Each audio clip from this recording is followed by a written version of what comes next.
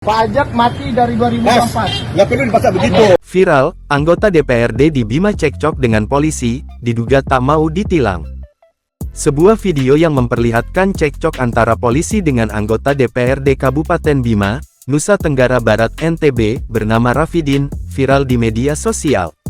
Percekcokan itu terjadi karena Rafidin diduga menolak ditilang akibat tidak membawa surat izin mengemudi SIM A.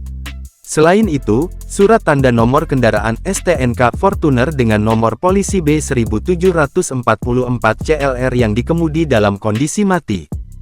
Dalam video tersebut, terlihat anggota polisi yang bertugas menunjukkan bahwa pajak kendaraan milik Rafidin mati sejak Mei tahun 2024. Rafidin tampak keberatan melihat aksi anggota polisi yang menunjukkan surat-surat serta plat kendaraannya. Ia bahkan sampai nekat mendorong anggota polisi tersebut.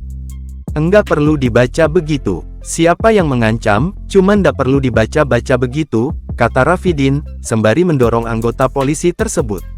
Kasat Lantas Polres Bima, Ibtu Adi Rijal Pangihutan Sipayung membenarkan bahwa video itu berisi tayangan anggotanya yang tengah cekcok dengan Rafidin.